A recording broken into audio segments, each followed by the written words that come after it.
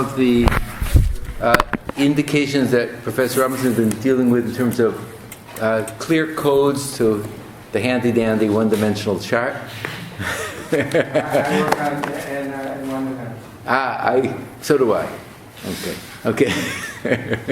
All right. So if you can work in one dimension, that's I don't know. I don't even. All right. So what I want to do, let me just do this one in about a half hour, and then we'll do the final one. Because I just wanted you to see another way in which we both have a specific teaching, but a teaching that alludes to mystical experience and refers indirectly to all kinds of spiritual codes. So you have to assume that someone is understanding what's going on. So, okay. So what I want to pick up on is number 8. It's the text that that begins, you will afflict your soul. Ta'anu et nafshotechem, from Leviticus 23. And the Zohar, you have that text, but we begin with Davar Acher Ta'anu et nafshotechem. Alternatively, not alternatively, but another interpretation. Is everybody with me? So it's number 8. It's number 8 on the it's page 456 from volume 7. Everybody with me? Mm-hmm. Okay. So if you've turned to Gimel Samachet Amud Bet, so you see the whole thing is a series of teachings on you shall afflict your souls, right? Ta'anu, that's the key word. What does it mean, ta'anu, that you shall afflict? And we're going to pick up on the second teaching that begins about 6 or 7 lines down. Davar acher ta'anu et nafshotechem. So let's just, I'm going to assume, well let's not assume anything. We don't want to assume anything, right? Right. So let's begin. Let's just first read page 456. So who'd like to do that, and then we'll just go on, because I wanted you to just begin to see the subtlety in the way the key mystical issues are hinted at, and how this unfolds as a very different kind of derashot. Okay. So who'd like to read? Begin English. I'm not, and you don't even have to comment. Just read English. Oy Gewalt. All right. Yes. Since you are a Gemara person, and you probably think this is all insane, but we'll just have you read English. That way, you can. All right. How do you hold on to this wild horse? Okay. There we go. Okay. Alternatively, you shall afflict your soul. Slow. I can't. I don't understand so fast. Alternatively. And these New York people, they talk so fast. I'm really just an adopted New Yorker. Okay. Every word is a word. Okay. It's not all one. It's not one tone. It's just. It's not one all. It's not a blur. It's each word means something. Okay. Here we go. Okay. Rabbi Abba opened, saying, "There is a small city and few people within it, and a Greek king to it and surrounded it, and built against it great siege works. And there was found within it a poor wise man, and he saved the city through his wisdom. But no one remembered that poor man." Okay, so you can already begin to see. He doesn't give. Let me just open it to get the text. So you see, ta'anu et nafshotechem. Okay, so obviously this is not clear at the surface, and then we want to jump to Qohelet 9, 14, and 15. So he's turning this. He's making the mashal a mashal, right? He's making a mashal of the mashal because that's how Rabbi Abba is going to proceed. And the key phrases that you want to pay attention to is Ir Ketana, a little city, whatever that means. And there are Anashim ba ma'at, there are few people. So we're going to see how he's going to read this mystically.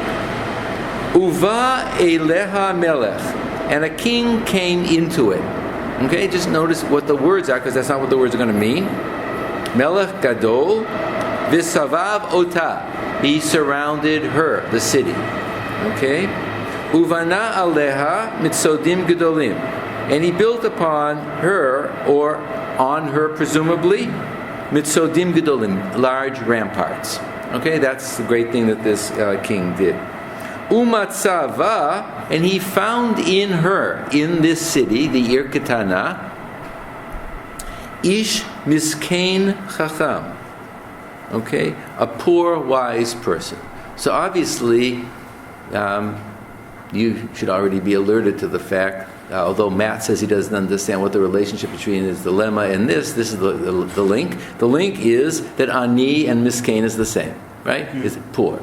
Okay, that's he says he doesn't, but that's what the link is going to be, because he's going to talk about the ani. Ta'anu is you have to kind of make yourself humble through study and spiritual exercises and wisdom to enter into the city, which will be the Shekhinah or Torah and all these other kind of things. But that's the miskain. Umilathu, and he saved himself, the Chacham. What was he able to do? Umilathu et ha'ir. So this little miskain Chacham was able to save the city. Okay, so there's something about his wisdom that could save whatever the ear is. B'chachmato. But there's obviously not just going to be a simple parable, but we're going to have a parable of the parable, right? Ve'adam lo zachar. But no one remembered. Et ha'ish hamiskein ha'u nebuch. Okay, and no one remembered who he was. And then we're going to say, V'amarti ani. So Qohelet says, and I said, Tova chachma migvura. When I reflected on this episode in the world, I reflected on all of this, because he's doing an interpretation of this event, which is really a parable of a parable. When I reflected on this, I thought to myself, Tova chachma migvura. That wisdom is better than might, right? V'chachmat hamiskein bezuya. But the wisdom of this poor person was denigrated, it was contemned. Udvarav einan nishma'im. And his words were not heeded. What could this mean? All right, so now we just read that opening part, and we want to see how the mystic will use this episode that Solomon reflected on about the superiority of wisdom to Gevura, to power, as a mystical understanding. Okay? Because he is a mystic, the teachers are the mystics, and they're going to read this in the light not only of inner experience, but on the task of the mystic through certain activities. So let's just be very brief about this so you can see. So he begins. Those of you who have. Let me just find the text. Okay. So he says. So it's an Ir Ketana, and there are a few small people in it. Ir Ketana, Ha Ukmuha. So we know what this is in a mystical level. He's not telling us about. Presumably, the Ir Ketana is Yerushalayim. It's the Shekhinah. It's Jerusalem. It's the Shekhinah. It's the small city, it's the place of inhabitation, it's she who has nothing on her own, but is everybody who enters into her. She is the small city. And then he goes on to say, to correlate that with this Ir Ketana, Ir Az, but it's also at the same time a mighty city.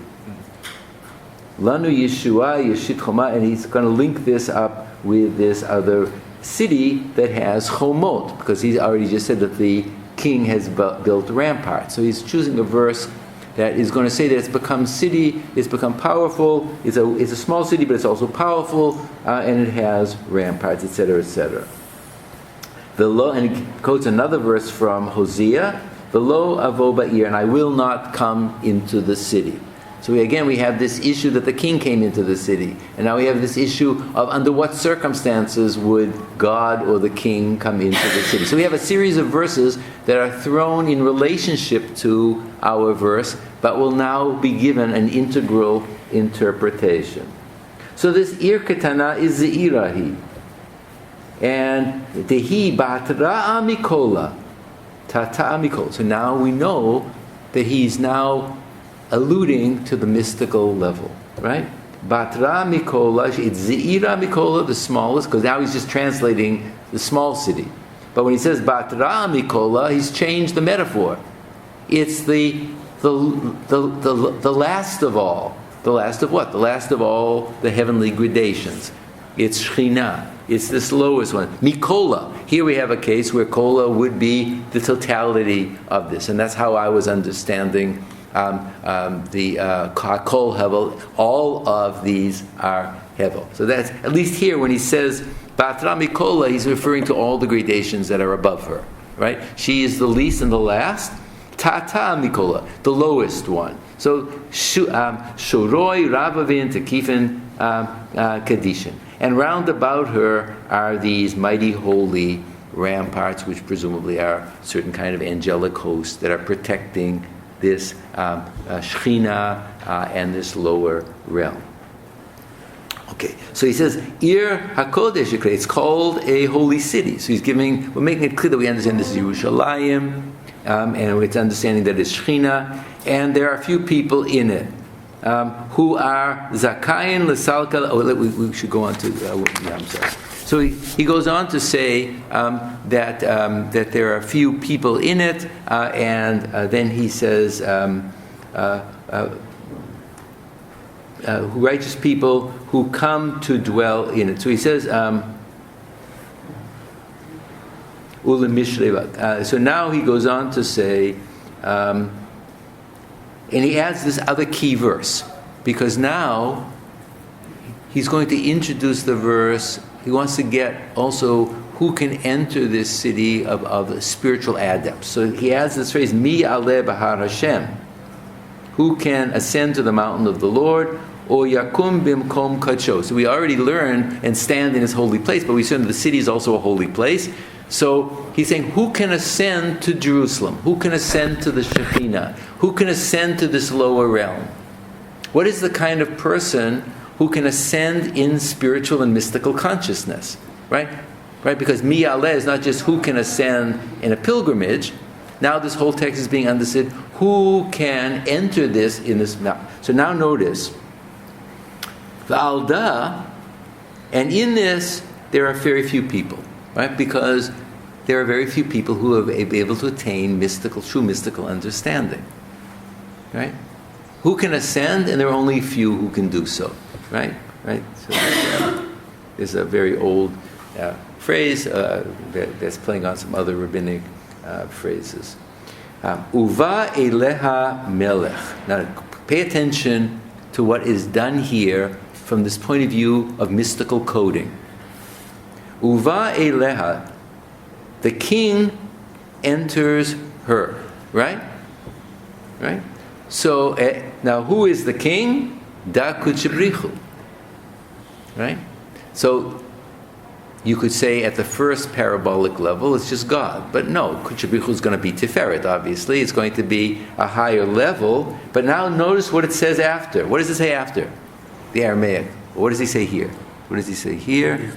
Huh?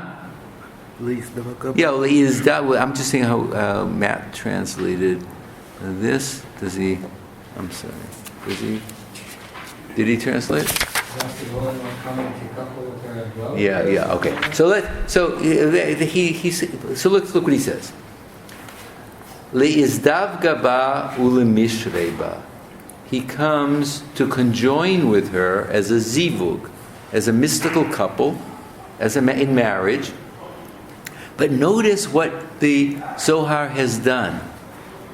He has totally transformed the reading of the phrase. How did he do it? Anybody hint? What did he do with the Hebrew on the basis of the rabbinic language to make this into a mystical text?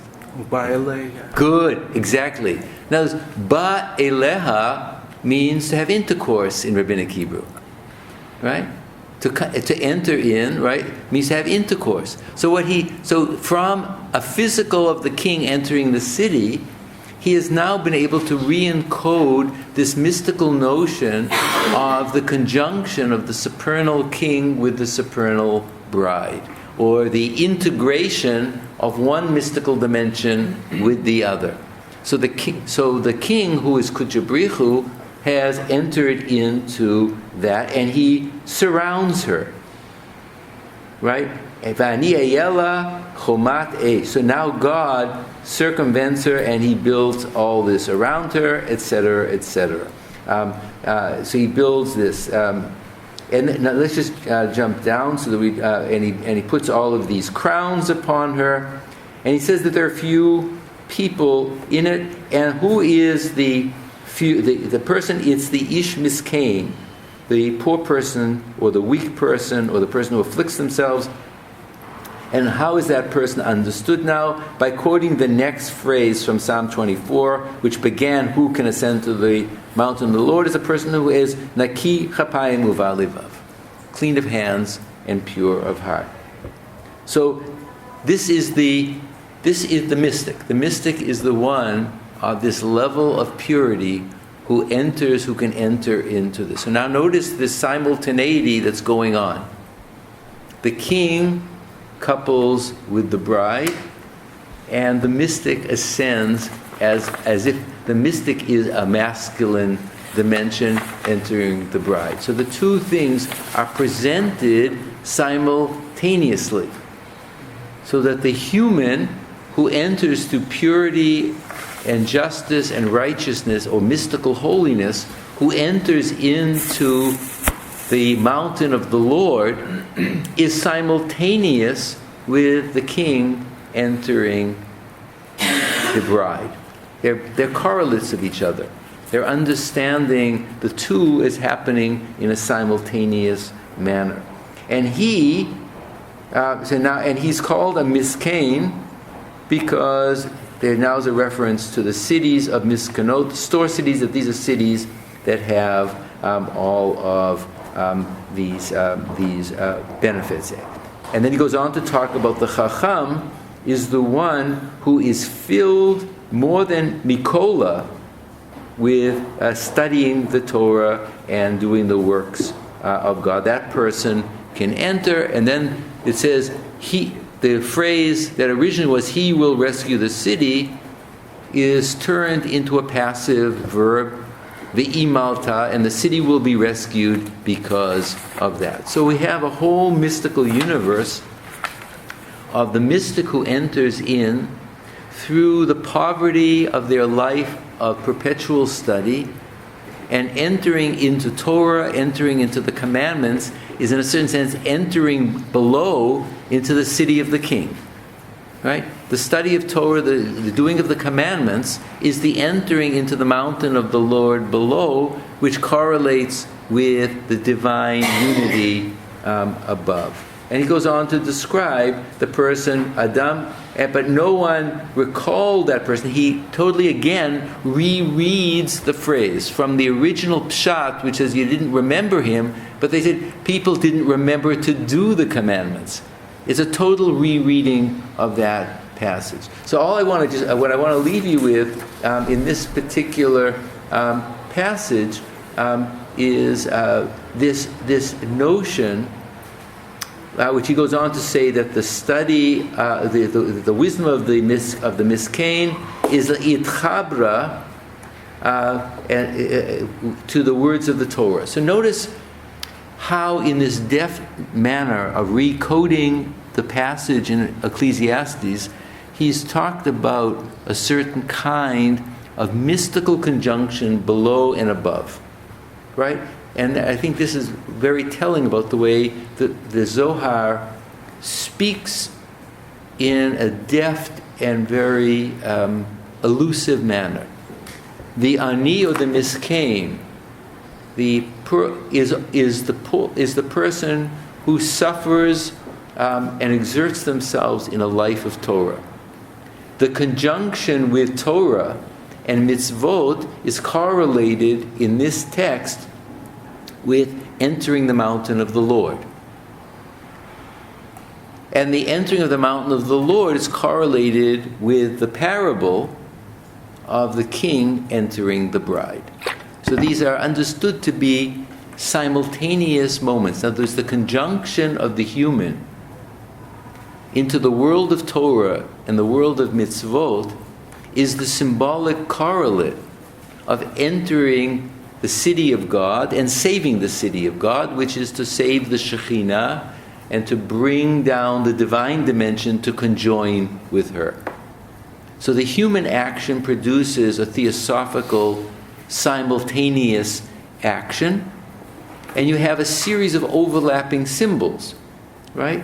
So it says the pulchana demare, the ritual of God, and le'itchabra be'oraita, and to conjoin. When a person is itchabra b'milei de'oraita, that is the humans, because the Torah is, in a certain sense, is the Shekhinah. It's the feminine dimension of Torah.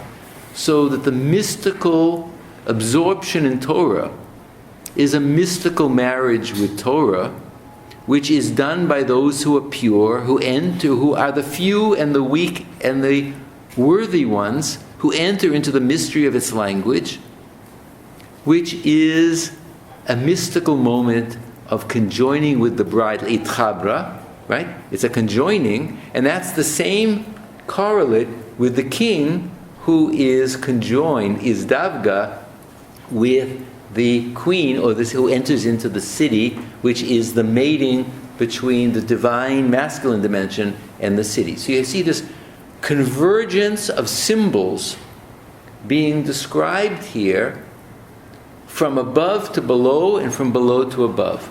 But the below to above is the dimension of what takes place in the deepest levels of being.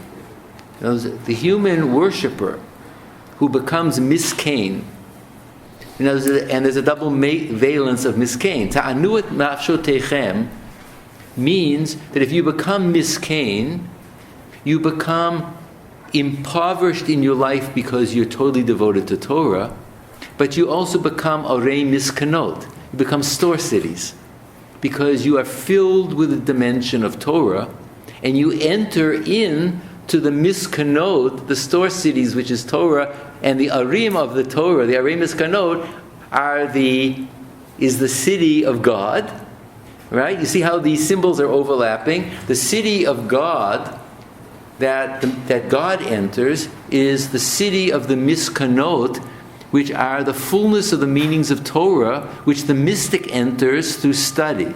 His act of itchabra, of conjoining with the words of Torah, which means he enters the city, the miskanot cities, the store cities, because he is a miskain, because he has humbled himself to enter that, is precisely the action that produces in the depths of being the movement of the melech to the queen. Right? These have to be understood as mirror correlates, as the one enters the city below, which is Torah, which are the miskanot, which all the words of Torah have their crowns. When one enters into the words, which are the miskanot, which are the fullness, which one does as a miskain, and one becomes ta'anuat nafshotechem, which means to fill your soul and also to impoverish your soul. When you enter into those store cities and you are conjoined with Torah, what is taking place in the depths of being simultaneously is the Melech enters the city above, which is the supernal level that God enters the city, which is Jerusalem, which is the little city. And so the two are converging at a symbolic level, and he's done this by setting off a series of verses which are correlating with each other, right? King, city, store cities, miskain, entering, conjoining, turrets, and the walls, the issue of the the banners on the wall and the coronets on the letters. So he's now saying he's communicating to the mystics of his circle that who can ascend to the mountain of God? First, you have to be Neki Chapayim Uvar Levav. You have to become ethically and spiritually pure and enter into this total devotion of the study of Torah. Then, you as a miskain, as a humble person, get filled with the cities of the miskanot, Arei Miskanot. The store cities fill you because those are the words of Torah. You've entered that city, which is, on the basis of Psalm 24, the mountain of the Lord. And God has entered the mountain of the Lord. And it is a city, just like God enters the city. So what I want you to begin to see is that there is a correlation of the imagery of simultaneity. It's not just that there is this notion that God does X and then there's this human action.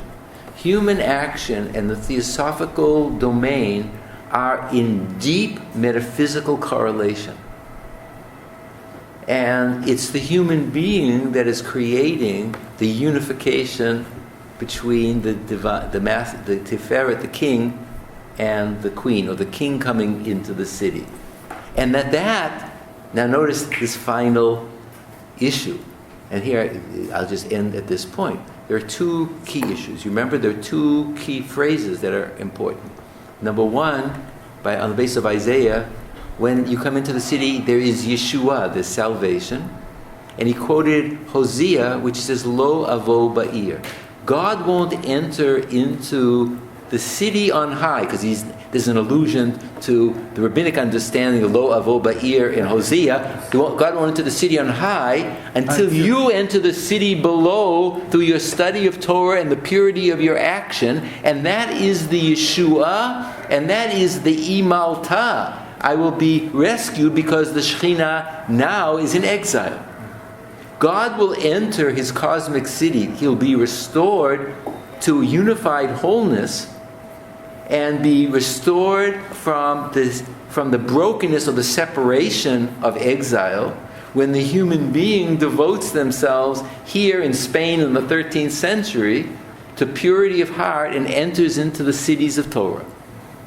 And God won't. So you see, you have this phrase from Hosea and the unstated teaching. I think it's in the Pesach Rav. He says, I know it's in the Pesach Rav. He says, "I will lo avo ba'ir and the Yerushalayim Shomala until you do something below." But these are only fragments of hints that the mystic is hearing through a series of half phrases, half allusions, symbols. But the powerful notion is that the human act of mystical preparation and conjoining with God through study is the redemptive act par excellence, which brings about the unity of God on high. So one is, Lo avo, I will not come until you come in. Or it means, I will not enter the city, I will not enter the bride, I will not conjoin with the bride. There will not be cosmic wholeness until people below make that action from below. So simultaneously you have a teaching of Ecclesiastes, a mystical teaching of mystical ascension through Torah, a notion of cosmic integration, which is not separated from historical exile and the integration of the people back. And it's all taking place at this mythic cosmic level. It's a work of genius. And here you can see in just one text the totality of the power of Zoharic hermeneutics. Yeah. I just wanted to say one thing to emphasize how original it is. Contrast this with what we read so far on Qohelet 9, 14, 15 previously, following Midarim in the Talmud, which identifies the Melech Gadol with Yetzer Hara, and the Yiskein and the Ishbiskein with Yetzer Tov, which the philosophers pick up and transform the verses into an allegory of the soul, the Yetzer Hara's appetite perhaps, the Elamese king is the intellect, is the one that's called Chama, who saves the body, the city, from the appetite and allows for redemption in that way.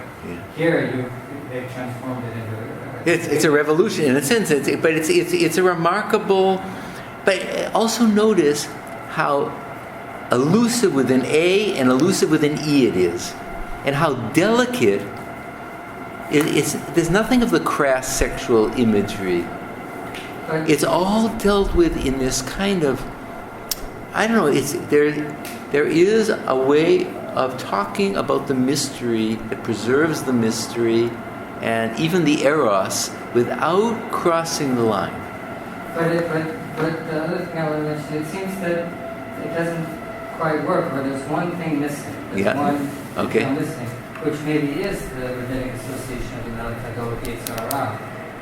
The Ish Miskin, the Ela Miskin, saves the city from something. Saves the city from something. That one word is really not accounted for in the Zohar reading, and that's the king that comes to the city, to the woman, is a rival king that through the action below one saves the city and allows the true king to unite. So the Melech Adoz Yitzhara is missing here. And that but he doesn't need it. He doesn't need it because for him the Melech is Kutchabrichu. He's just told us. But that doesn't account then for the full verse, which is to save the city. And the city will be saved, he says, but that he reads milate in the PL as a nifal, the imalta. The city will be rescued because of, namely, Jerusalem, which is Torah, which is the Shekhinah, will be rescued through human action of the study of Torah. But rescued from what? From the exilic dispersion. From lack of unity. Exactly. But there should be that Sitra Achad, and that would be a perfect reason. It just so, the capacity to do all this in this, it's like this whole thing is like this prism, and the lights are shining from different facets of all of these texts. But now, can you see that to read this, you have to enter into the play of these verses. And in this particular case, we're not just entering into some primordial truth. We're entering into our share in keeping the world, making the world whole. It's the power of Torah, and the power of Torah now is not just to produce a hevel for the sake of your life under the kisei hakavod, but the power of Torah, in a sense, is your stake at creating harmony and unity in the cosmos. It's a tall order, but this is the core of the Zohar as a national mystical mythos. Yeah, Ketara. So what does that say about the integrity of the divine mystical dimension, in the sense that if human action is what sort of is able to propel this and make it unified, then couldn't it go the other way, that human action can wreck everything? But that's how it happened. Exactly, but in other words, what human sin did was Jerusalem was destroyed, and a dimension of Jerusalem, which is Shekhinah, was scattered around the world in sorrow and brokenness. But that sorrow and brokenness, which remains connected to Jerusalem in mourning and in memory, needs the transformation of those who had Jerusalem destroyed by this new power of spiritual devotion to Torah, will now bring again the scattered fragments of exile into harmony through their study of Torah, and that reintegrates the Shekhinah. In other words, just as human action fragmented the world through a fragmented action and consciousness, it requires a unified action and consciousness to bring this about again. It says, and God suffers this, let us say. God suffers this. That would be the only mystical. God suffers this in love.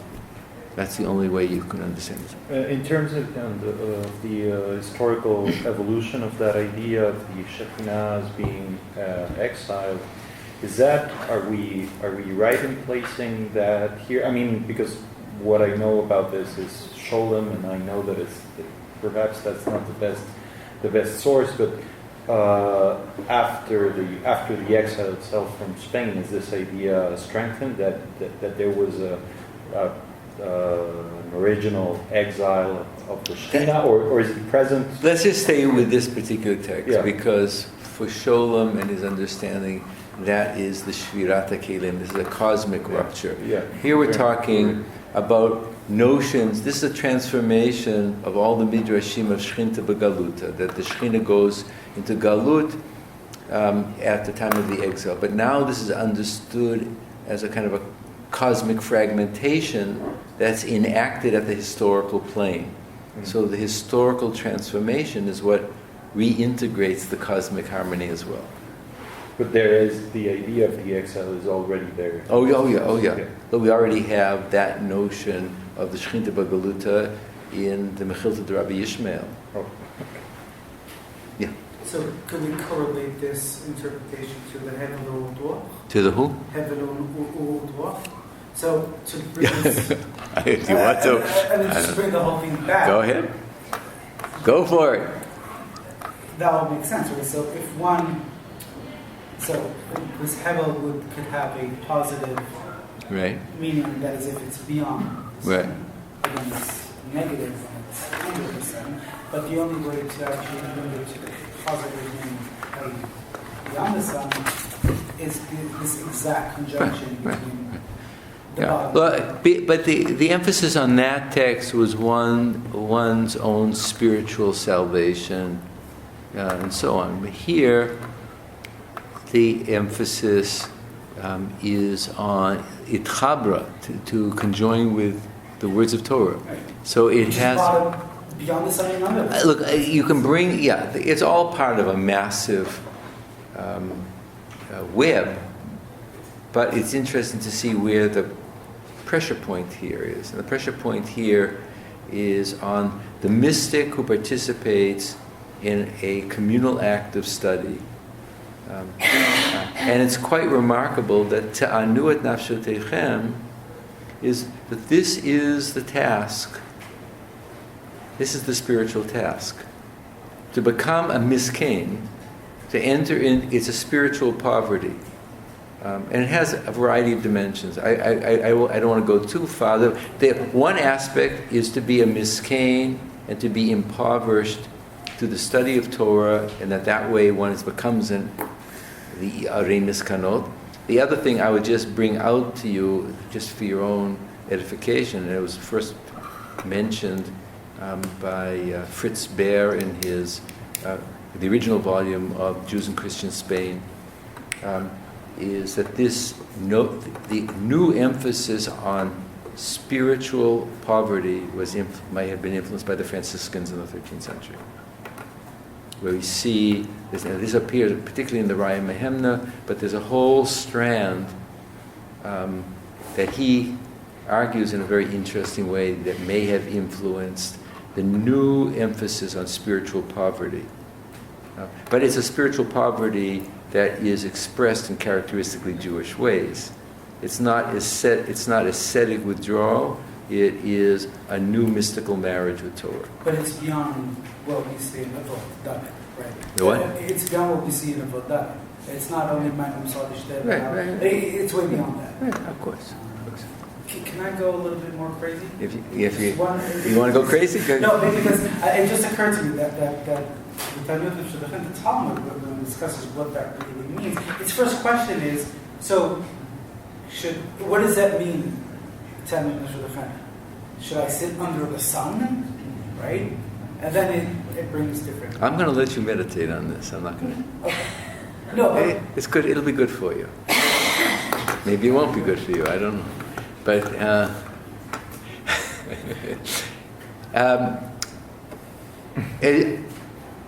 I've been trying to deal with some of these teachings as discrete. Obviously, other things are always flowing. But at least in this particular case, we want to understand the integrity of this drasha, this homily. And it's powerful on its own terms. What other dimensions are implied? We can suggest, if you did all the word studies of what the cities are, and what the little city is, and what it means to be a chacham, and what it means not to be remembered, and what it means da-da-da-da. So you could correlate all these things as an infinite triaging, but at least for our purposes, we don't need to do that. I think it's powerful on its own.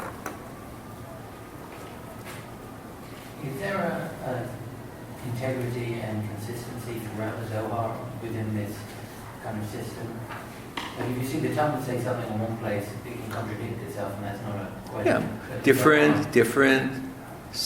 different sages, when they're sitting around, partially maybe in terms of the issue that Professor Robinson got excited about, that some of the sages may reflect different sfirot in the mystical circle. We know at least in the Idra Rab and the Idra Zutra that the 10 were gathered around, each represented. Whether in all cases of their study they represent that, that's a little bit harder to say. Some people have tried to correlate what each person says in relationship to certain kind of values,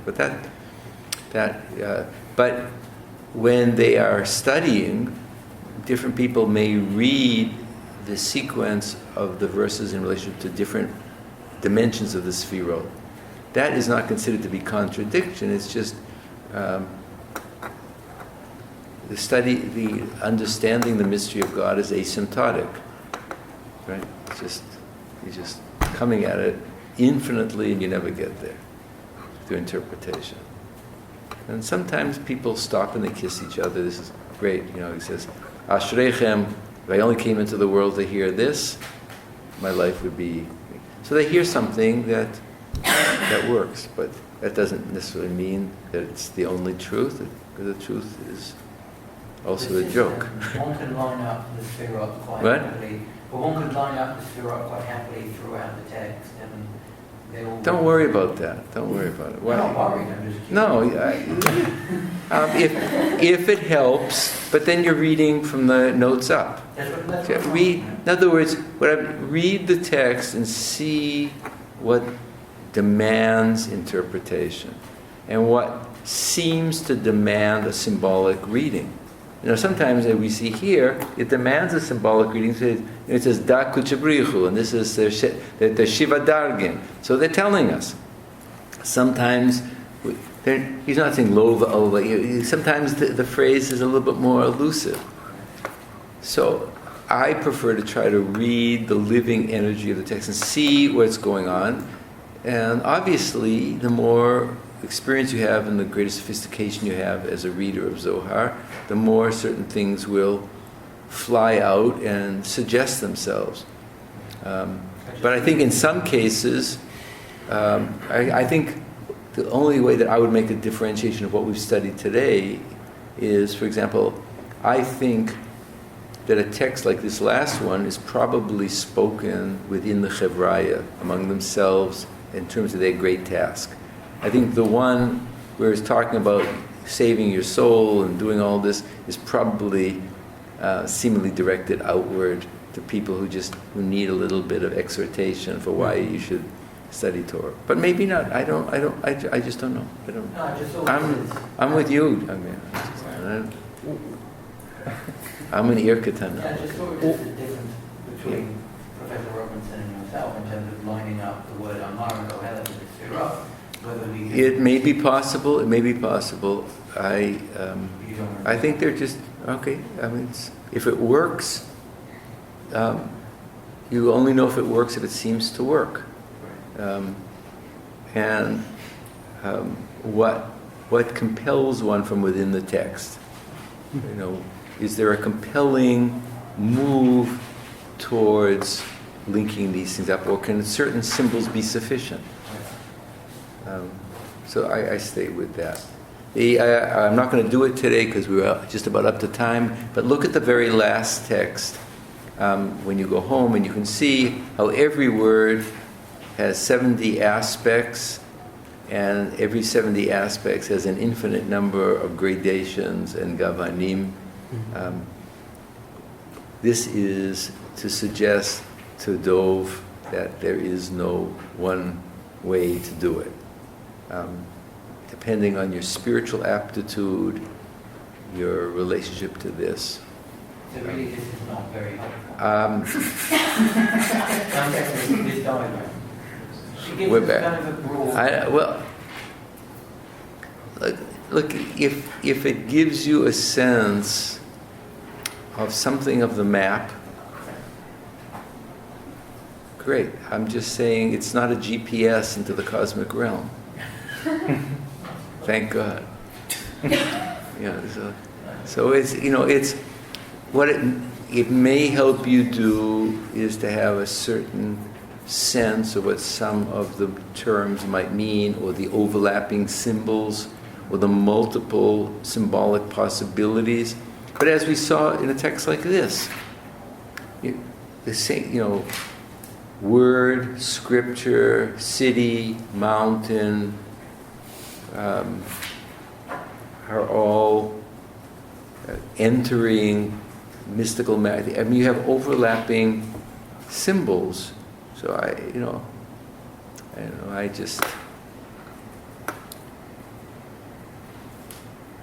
there's enough here for me that, but look, it helps you see that, but just don't get stuck that's somewhere in the depths of existence. Like that's the way it is. Like it's like that's the true DNA of things, right? That's just a schematic, I think. All right, folks. Zohar is a lot of stuff, but it's very powerful. I think you can see hermeneutically and spiritually, and we're not even scratching the surface. But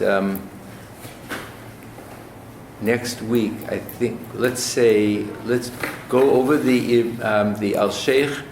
I will, let us say, up to the break, we'll go over some materials. I'll be selective. And then we'll spend maybe that last hour or so where we can reflect on what we've learned and what we can integrate. Or I would suggest that you all look over your notes. And you come as a way of trying to talk about some of the relations of different kinds of interpretations. Like the same very interesting point that Professor Robinson made between the allegory and the reading of that in terms of the Yetzer Tov and the Yetzer Hara, and how the different strategies in reading. So use this as a way of reviewing so that you can kind of think through some sense of the diversity of interpretation. Does that work? That be okay? Does that seem? For me? Yeah. Sounds great. Sounds great? Okay. All right. So, be well. Can I ask another question? Yeah. In terms of the composition of the Zohar, I keep thinking, if this is a spiritual exercise at its core, and it is to be experienced in so many different levels, and it is to be alive, why write this at all? Because the entire is to communicate to people with the Torah that this is not, the Torah is more. It's not just a simple text. The Torah is a text of infinite mystical complexity. And so there is a cultural... And in that, in their intention being single. And there's, and here and there, there's enough that's kept. There's enough that's kept concealed, so that the message. so that that the net remains a little bit closed, so not everything gets. That's my thing. And in terms of the technical composition, do we know they have This was edited